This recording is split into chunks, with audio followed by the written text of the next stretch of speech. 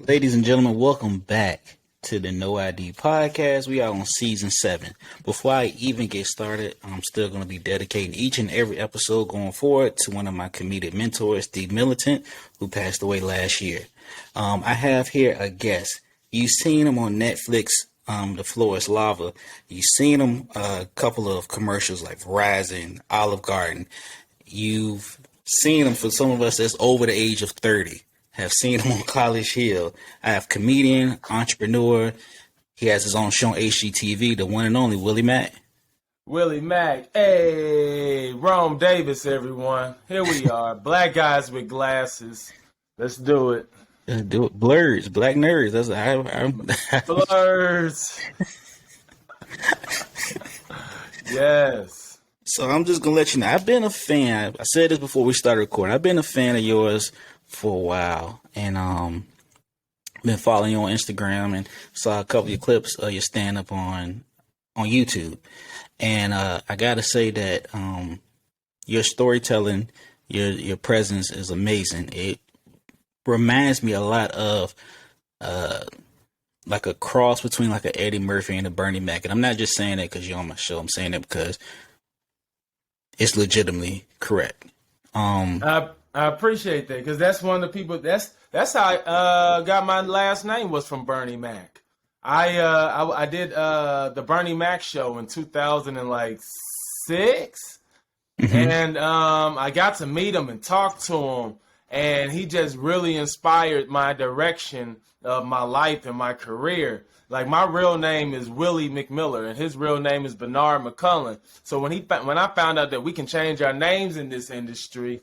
And after meeting him and talking to him, I was like, whatever it is Bernie Mac does, that's what I want to do. So I changed my name to Willie Mac and added an extra C and just in regards to him. And then I followed his storytelling style because after I heard that milk and cookie story, I said, that's funny, bro. And I was like, all right, I want to learn. I'm going to try to figure out how to become a millennial version of Bernie Mac. So that is kind of where a little bit of my storytelling. Obviously, I'm far from Bernie, but I'm working towards it. That's my goal. That's my goal. Definitely. So how did you get your start in stand-up? Like how was that experience? It started after College Hill. So after College Hill, I was a goofy dude that was on there. I was always having fun, cracking jokes, making fun of this, messing with Cheeky, I'm flirting with every girl on the island between Vanessa and Crystal. So they had me do all the radio interviews. So I was the guy that was like, what's up, y'all? This your boy Willie Macc, College Hill. Make sure you tune in on BET every Saturday, blah, blah, blah, blah, blah. So I was doing that. And while I was doing the radio interviews, the radio host used to be like, hey, Willie, you're really funny. Tell us a joke. And I was like, I don't have a joke because I never did stand-up at this point. So after maybe like 3 times people asked me to write a joke or tell a joke, I was like, all right, let me write my first joke. So my first joke I ever wrote, so when people used to be like, tell us a joke, I'm like, all right, man. Since I've been in LA, I've been shot at 3 times. My car's been broken into, and my place has been robbed twice. And I got that taken care of because I ended up breaking up with her. Like, that was like my first joke that I ever wrote. And then that turned into, that's funny, tell us another. And I was like, another? My God, you people are greedy. So I got into stand-up to write jokes for radio interviews. And then I did it maybe like 3 years. And then I quit because I wasn't funny. I was forcing the jokes and all this other stuff. So I quit and became a TV editor. But while I was editing TV shows, and even though it was great money, I was losing my mind sitting in front of a desk all day. And I was like, what did I do wrong in stand-up? Why did it not work for me? And I was like, because I wasn't authentic. I wasn't telling the truth, and people could read through it, and I was forcing laughs. So once I understood that I was like, all right, let me dip into my personal life. So I started talking about having a son in high school. I started talking about what it's like having a butch baby mama. I talk about how I got my grandma laid at 103. And so as I'm telling these stories and people are more intrigued, now I'm telling stories that nobody can use or never heard before. Like there's certain things you can hear from comedians be like, all right, I know where they're going. You know how hard it is to date in Los Angeles? It's like, all right, we already heard this maybe a million times. Ain't it crazy when your girl catches you, do da-da-da-da-da? Like, all right, we've heard this. It can still be funny, don't get me wrong. So I was like, I want to tell stories and put myself in situations that nobody else can ever do. Like, if you ever hear somebody talk about they got their grandma laid at 100 before, you're going to be like, that sounds like Willie joke. Nobody out here talking about having a kid in high school from a butch lesbian and blah, blah, blah. So if you ever hear that again, you're going to be like, that's a Willie joke. If you ever hear somebody say, oh, I heard a milk and cookies joke, it's like, that's Bernie Mac's joke. So there's certain jokes that make you who you are. So I started to lean towards that, and that's kind of like my stand-up journey. Yeah, same. I used to take an acting class, and the guy that was teaching me, Marlon Hargrave, used to tell me all the time, people can steal your jokes, but they can't steal your stories. So you got to find tap in to your actual self, like the things that happen. And then, transitioning and still doing comedy, but podcasting. When I started getting a little bit, some celebrities, some people that I've been following, they was telling me the same thing. It was like stories after stories. Like my Bernie Mac is in my top 5. But the number one comedian that I say for me personally was Michael Collier and D. Militant. Definitely Michael Collier, because he was so raw and authentic in our conversations. And then watching his stand up from, of course, reruns of Def Comedy Jam and follow him through the Platinum series and so on and so on. It was like he just tapped into all his life experiences. And when I saw your material, you was like, your son ran into your room, said it was a monster underneath the bed. And then you said, don't bring that monster in here. And you went to your dad to go get it checked out. Or when you had the bit about you had to borrow money from your son to pay his child support.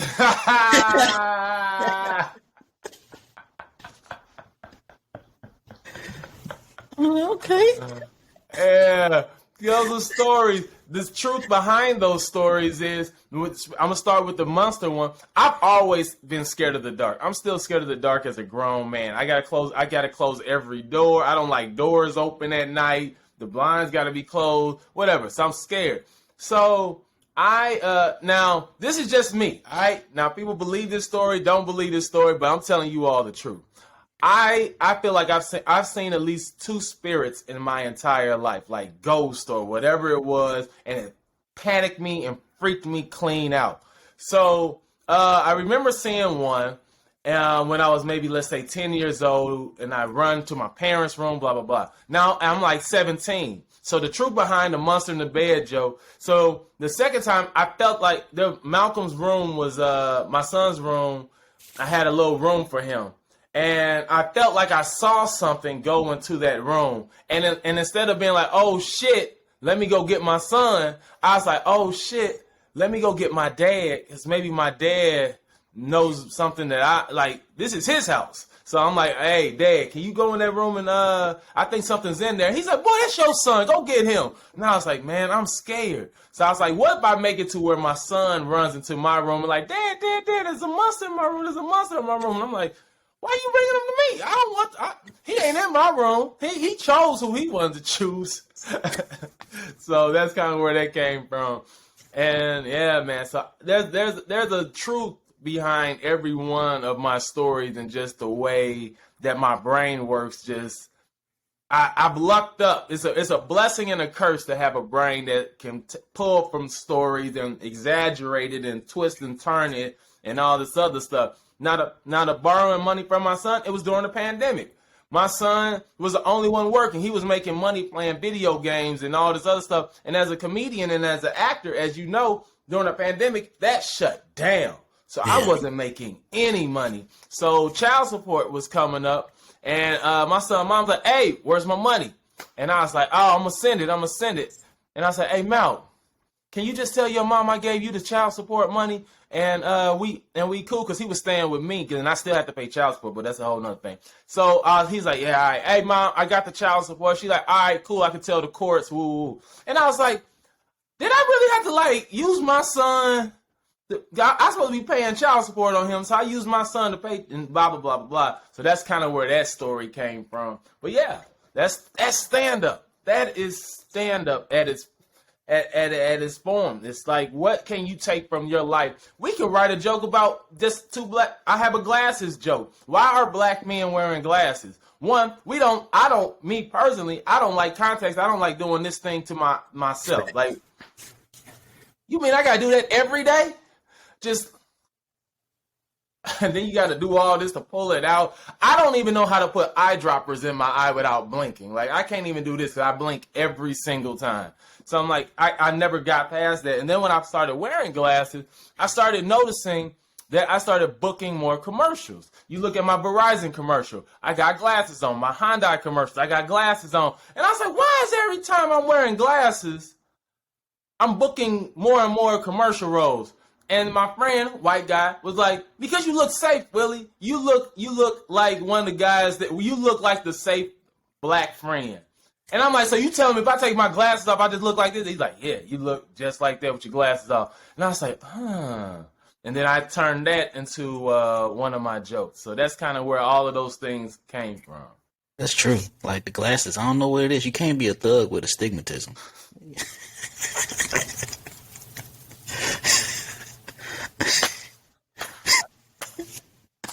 You can't be a thug with astigmatism. Can't be over here squinting at me. Yeah, man. Like, well, I don't even fight. So if I get in a fight, somebody knock my glasses off. That's it. That's it. I'm done. You won. So you won. That's one of my things. So I didn't know this one neither. Your first role was in Meet the Spartans, and you did a Yo Mama joke. Yeah, that's when I first met Tiffany Haddish. Tiffany Haddish was in that movie as well. I played the Yo Mama Joke Kid 1. She played the Mama Joke Kid 2. And we shot that in New Orleans. Yeah, I'm actually on the poster. Let me see if you can even be able to see this with the quality. But yep, that's me this is the Meet the Spartans poster, and that's me as the Yo Mama Kid right there. So, yep. Shooter's gonna shoot, but I'm gonna say this: Tiffany Haddish, if you gonna ever listen or watch this interview for you, whenever you get a chance, I'm just gonna throw it out here. I got a 780 credit score. I look safe, so if you want to get somebody that's a little shorter, and maybe a little younger, I got you. You know what I mean? I can take you to get a 2 for $20 at Applebee's. So she gonna follow. You gonna follow Common. I'm gonna try and follow behind. Yeah, just right. That's what I'm trying to follow behind. Go, go, go. On the count of 3. That's funny. Have you ever had like anything crazy? I know everybody brung it up. It's old now, but like anything crazy happened to you while you performed on the stage, similar to like what a Chris Rock and a Will Smith went through a couple of ages ago?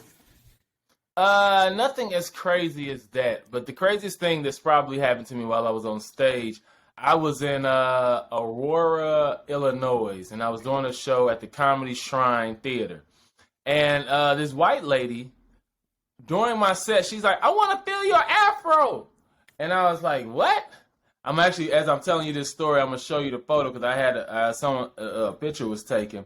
And I was like, what? She's like, I want to feel your fro. I want to know if it's soft. I'm like, you're not going to feel my fro. I'm kind of telling them, like, you don't touch black people's hair. And I went through all of that stuff. Like, no, you can't touch my fro. She proceeds to still get up and walk toward the stage. And I'm like, what is this lady doing? She gets up on stage and she grabs my afro. And I was livid And now everybody's like with this gasp, like, what is Willie going to do? How is this situation going to happen? Or where's it going to lead? And I end up just roasting her the entire show. The rest of the 20 minutes that I had left, I just made her feel like pure boo-boo. And I was livid, but that's the closest thing to do because I didn't know what else to. And it wasn't like it didn't come from like an angry place when I was going off on her. I'm like, see, this is the problem with da da da da da. See, you're the type of woman that this is why your friends don't like hanging with you. And I kind of went through like that instead of saying you B word or you stupid little. Like some people would go that way, but I didn't. But yeah, that's probably the craziest thing that's happened to me on stage. What's the craziest thing that's happened to you? I had a couple. It was at the same spot. It was an open mic at a bar right up the street. So, of course, at a bar, you already know there's no stage. I'm right beside where everybody's drinking at. Mm-hmm. So I invited some friends, because I went to comedy school. So I invited some friends that came out to class after me. I'm like, yo, I go to this open mic. It's on Mondays. It's clean comedy. I said it's a little bit of a church crowd. Keyword, church crowd. Mm-hmm. Get there, it's like maybe 4 people at the bar. They're drinking, they're loud. The guy who is my barber now is sitting down further. He's like, yo, y'all shut the F up. Shut the fuck up. The other guy's yelling back at him, I'm in the military. He said, man, fuck you. I'm in the military too. So I'm performing. I'm looking. I'm scared. I'm like, oh, Lord, I hadn't invited these guys out, man. They about to see a bar fight. Blah, blah, blah. You know, I'm like, oh, damn. Like, oh. Bruh, when I'm talking about my barber went outside and met all those dudes out in the parking lot and whooped them all up. And I'm like, I said, this is supposed to be a church crowd. So after it was all said and done, I was like, yo, I appreciate what you were doing. Because they was interrupting all the other comedians. I said, I appreciate you. He said, yeah, I go in the barbershop. I said, man, look, you got me. If you can... If you can throw hands, I'm pretty sure you can throw some clippers. Cause my headline. That's the logic. That makes sense to me too. It's like on dodgeball when it's like if you can dodge a wrench, you can dodge a ball. If you can throw hands, you can cut. You can. He's giving fades and catching fades. I was like, oh, I got him. Then the last time, man, I think it was the last open mic they had there before everything happened. For 3 weeks, it was this lady sitting up in front, older black lady. Once again, church crowd. Before I get on the stage, I'm like, I think we had like a shooting at one of the hoodest malls in Norfolk, and we was talking about how rough it is, and she just proceeded to roast. So first night, I ignored. Second night, I ignored. Third night, I said, man, bump it. She said something smart. And I said, yo, that's why your legs shaped like 2 rolled up sleeping bags. And you built, I think I said she was built like a box Chevy. And I was like, yo, it's like, you sitting here, Tyler Perry presents Teenage Mutant Ninja Turtles. I got mad. And I went in so bad that they cut my mic off. No. They cut the mic. The host came up to me and said, man, you can't be roasting people. And I said, bro, she been asking for the last 3 weeks. So I'm like, well. Sometimes it's like that. Oh, well. I was like, yeah. You know what I mean? That's funny. I'm like, nah, I'm just starting out. I was like, so that room got closed. Mm-hmm. We good now. The host. Okay. I get what you was doing. I know. Because I roasted you. Everybody can get it. Friendly fire, on purpose. Yep. I've been there. I got you. So what's like the journey? I know because I have an addiction to the microphone. So if I don't have a microphone on me throughout the week, meaning if I don't do an open mic or record an episode, I go through like a drought. Do you get that same feeling, that same passion as well too? My friends call me a comedy whore because I am always in stand-up mode. I'm always telling jokes. And because luckily for me, my jokes are in story form, so I'll be talking to them and they'll be like, are you telling us a joke, Willie? Like midway through, and I'd be like, you got me. Like, yeah, I'm telling a joke. Just run with it. Just run with it. Or they ask me like, is this true? And I'd be like, just listen to the story. Just listen to the story. Like, so I'm always in joke form. Even I was talking to my son's mom before I even hit you up, because she's like, oh, because my son's moving out here to L.A. with me full time. And she's like, we need to help him find a job. And I was like, oh, I could probably get the security officers at my building to get him a job. She's like, how can you get him a job at the security? I'm like, because I talk to them all the time. I go downstairs at around 7, 8 p.m. If I don't have a show, I'm like, hey, can I run my material on you all? They're like, all right. So I'll sit there and I'll tell the security guards my jokes. Like, I'm always performing somehow, somewhere. So I'm that way too. So if I don't have no mic or I have nobody to perform to after maybe like a couple of days, I lose it. When I don't have a show on certain nights, like I'm performing maybe like 4, 5 times a week, maybe closer to 4 times a week. And so on the days that I'm not performing, I'm like, I try to sit at home and do nothing. I try to sit here and watch TV. And then maybe like after 2 hours of binge watching some anime, I'm like, all right, I'm going to go to the Laugh Factory. I'm going to go to the Comedy Store and just sit there and hang out at least. So, yeah, I get bad withdrawals. Yeah, I do too.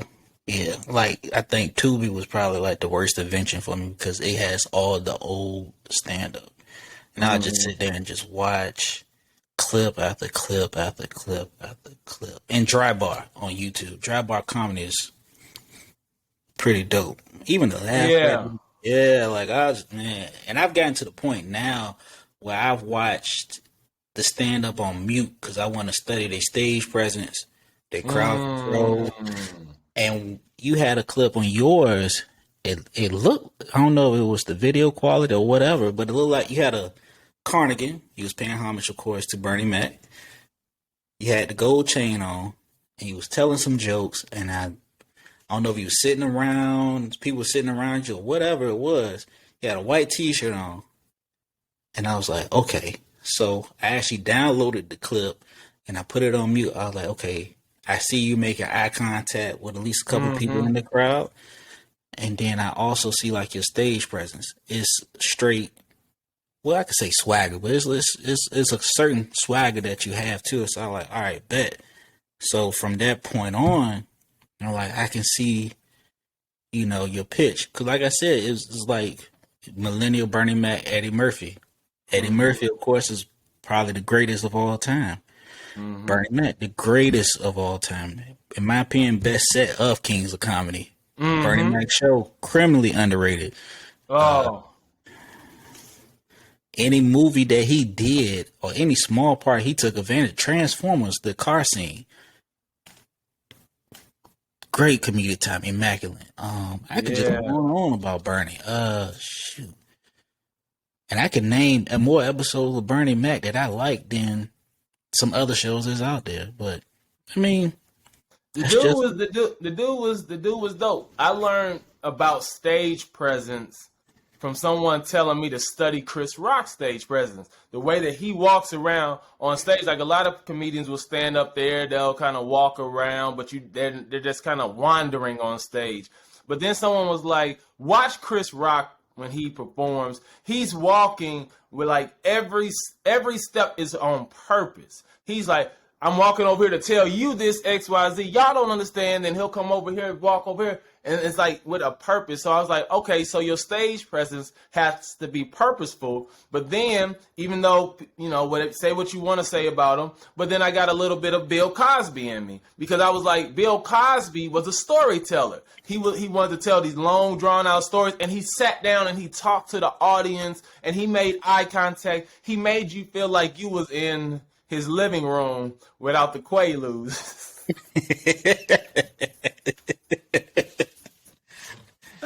So when I saw those dynamics, and then even my dad is a pastor. I'm a preacher's kid.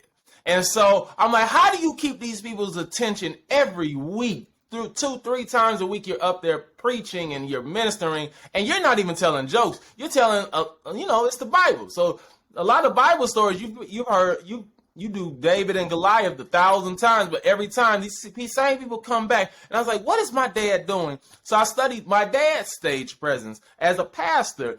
To how do you engage with these audience members?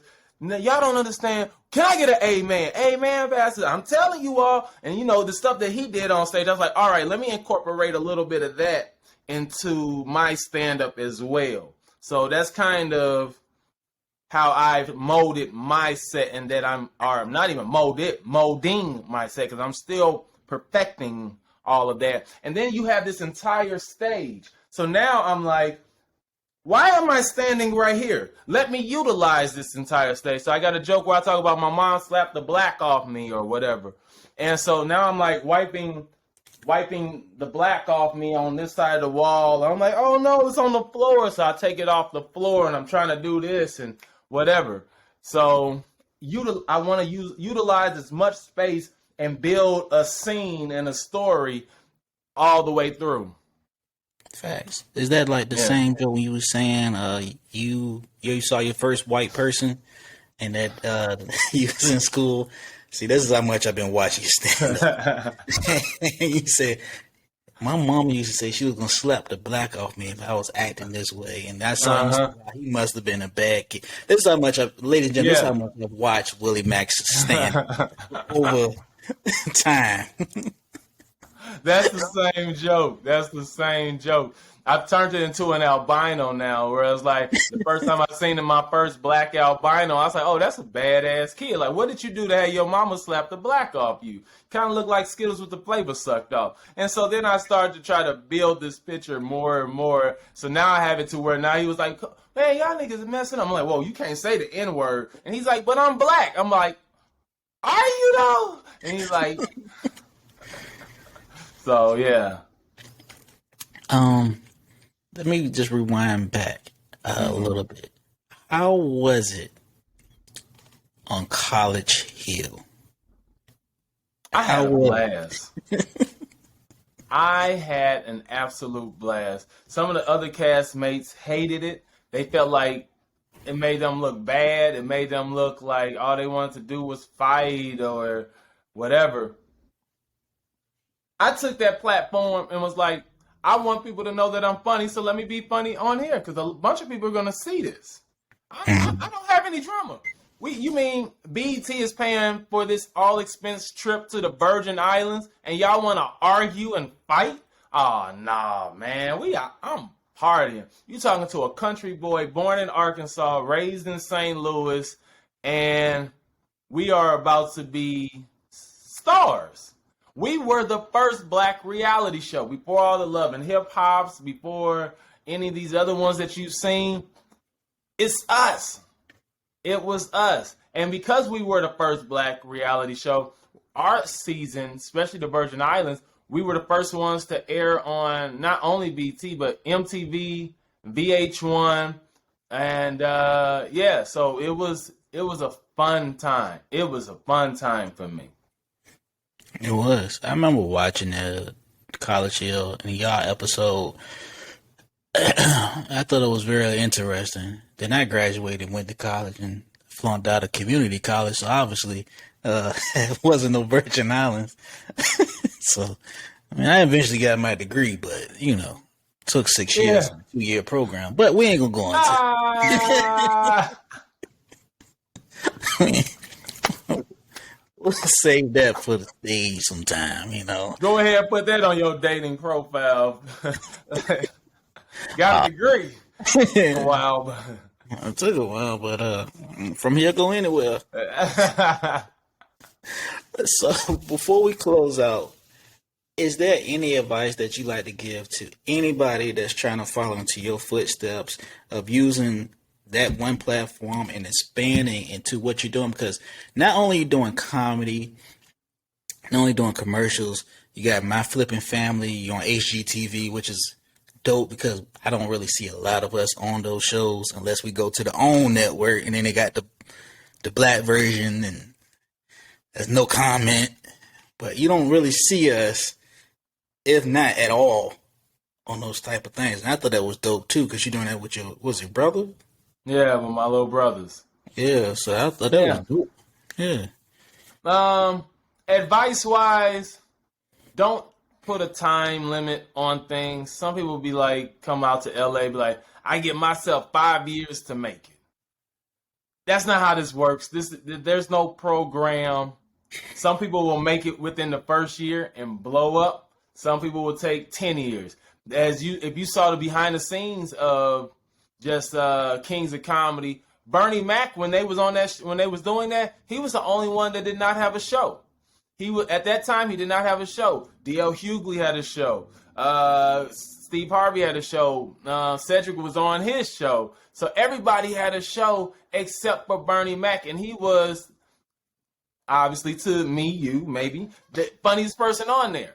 And he's one of the more iconic stand-up comedians, but it took him till his like 40s before he was like actually taken fully serious. So don't put a time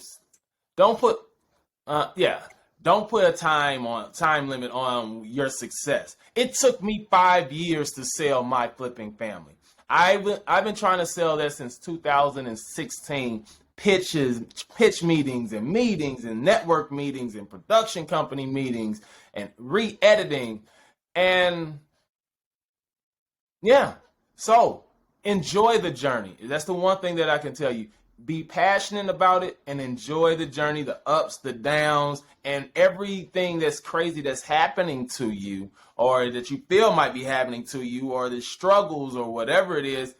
That will only make you stronger for later. As I joke about having a son at 16 knocking up a stud lesbian and my son running into my room screaming, "Monster, monster," borrowing money. At that time, these were traumatic experiences. I was in high school when I had my kid. I was scared.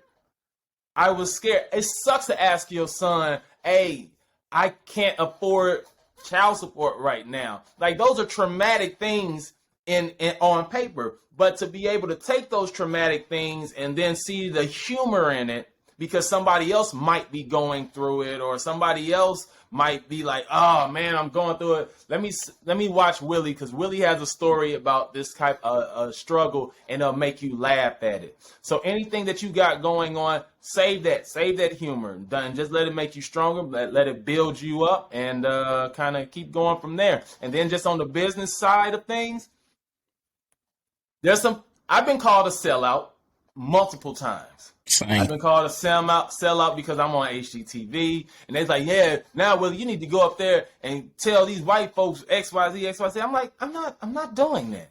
They're like, see, you ain't trying to keep it real. I'm like, you're keeping it real right now. Where has it led you? Where has keeping it real led you? Everybody's seen that Dave Chappelle skit when keeping it real goes wrong. That's a real thing. People want me to I'm like, let me have these Dave Chappelle moments because what Dave did, when you look at earlier Dave Chappelle stuff, he wasn't this super woke talking about all the things that he's talking about like he is now. He waited till he won that community over.